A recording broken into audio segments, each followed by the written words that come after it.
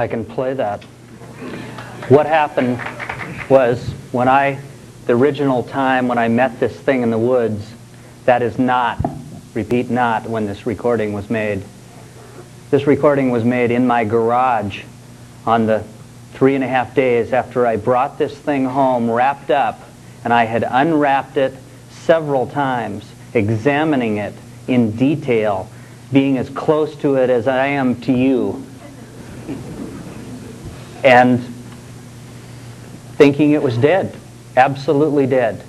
Touching the wound, seeing the blood, it was a dead piece of meat, and I had thrown it back in the freezer several times. On the third day, I went to the garage to put some things away, and I heard a noise coming from inside the freezer. And I thought it was rats. I thought the compressor was going out. I wasn't sure. But without thinking, I just thought, well, I'll just look inside and check the temperature. Well, I opened the door, and this thing sat up and screamed at me. A deafening scream that made me feel like something was pushing against my chest. Later on, this thing did this over and over until finally it didn't do it anymore. I don't know if it became accustomed to the weird look of my face or what, but it didn't do it anymore. But one of the times I recorded that sound, and that's the sound I played on Art Bell, and that's the sound I have here, and I will attempt to play it. You want this one?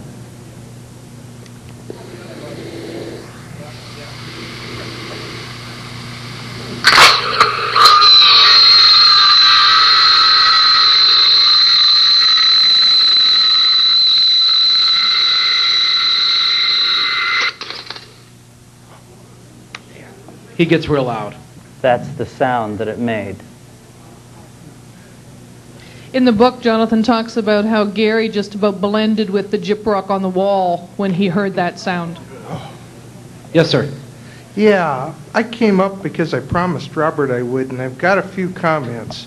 Number one, thank you so much for writing your book, for bringing this out, and I have a very selfish reason for you to continue this, because I'm going to give this to people, the people who I've had experiences, and the people who get that glassy-eyed stare when you're telling them about it. And if they think this is a fraud, then I challenge anyone to put something like this together. You know, all the people out there who say, oh, well, he's not doing anything, he's out for money. And that's another thing you're to be commended about. If you guys are out for money, you could have made tons by now. You're right. Along with Dick Clark and Bob Kiviat. I have one thing to say in regard to money, and it's in the book, and I've said it before. Somebody offered me over $1 million for my tape. A collector. And I thought about it real hard.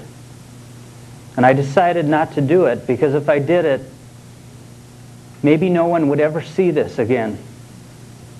And I can't allow that to happen. I thank you. Thank you. I got one more point to make, too. The Okay. things that have been done to you and others.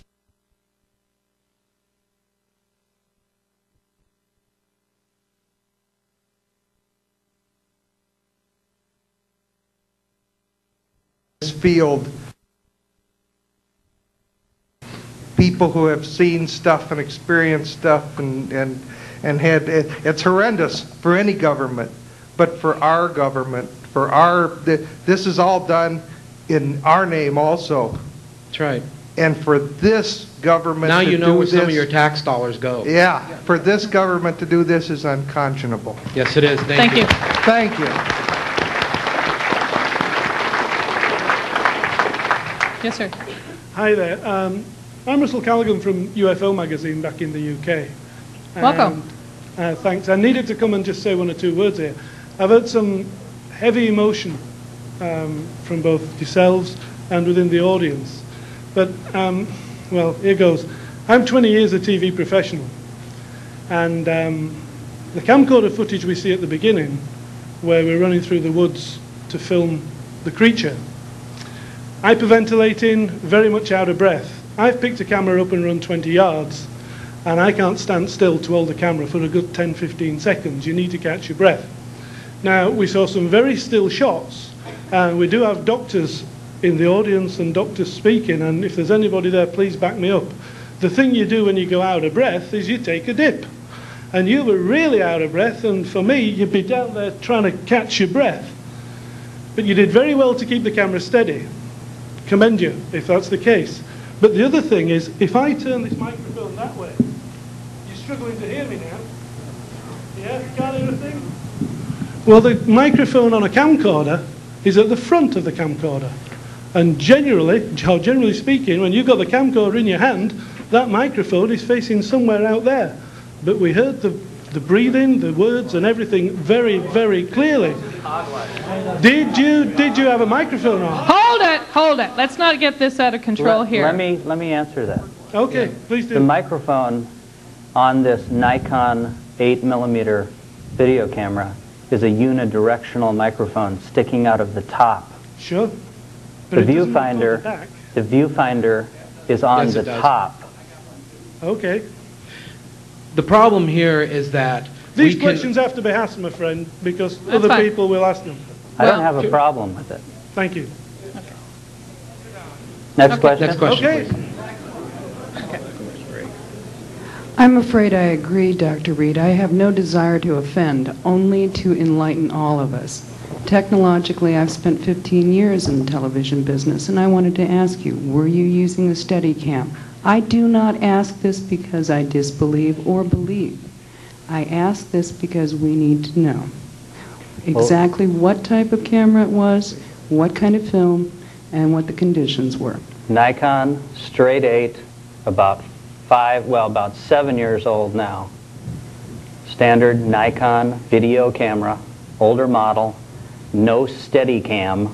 And if you think that's steady, I'd hate to see, what Yeah, wasn't. that's ridiculous.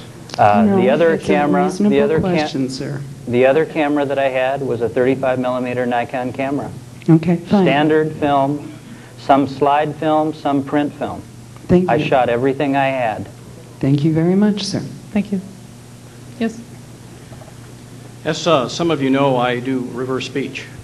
And this was one of the more interesting reverse speech things that I've ever done. What was your name, sir? I'm sorry, I'm Larry Duffy. Thank you. And when you came out on Art Bell the first time and I heard you, of course I recorded it. And I basically believed everything you said. It sounded good. But I had to reverse it to find out. And I have spent more time reversing you and Robert than I have anybody else. Many, many, many hours. And I've got to tell you, you guys are telling the truth. Right. And when my mentor... Thank you. And when my mentor, Mr. Oates, came on the internet and said that you guys weren't, he ceased to be my mentor because that was total BS. Because I know the work, and I know that was slop job. That was terrible of him doing that. That he obviously did not listen to your tape and reversed the whole thing. So, and I would like to know a little bit more about this alliance. So you kind of glazed over that. We can talk about that some other time. Okay. Yeah, there's still a lot of information. Just a group of people who are organized to help some specific contactees. For their own gain, though, really. Yes, sir. For their own purpose. Okay, Dr. Reed, maybe I missed it in your presentation or you didn't have a chance to tell us, but what actually happened to the alien itself? If it was a corpse, did someone take it away or did it run away? On the 9th day, when I drove past my house, I saw all these vans emptying my house. I went back hours later and found my house ripped apart. I went out to the garage in my house, and they had, not only had they taken the body, which at the time was alive, but they had taken the entire freezer out of my garage by removing the door frame from the wall. Yeah, okay, I sort of get that. This happened 9 days after they took the... From the day that I started. brought it home. Right. But you said 3 days afterwards that you saw the thing screaming at you from the fridge. I want to know what happened after that point, basically, if you remember. At that point, the question is what happened to Freddie after he was reanimated. Right. Well, from time to time, after trying to regain a little composure,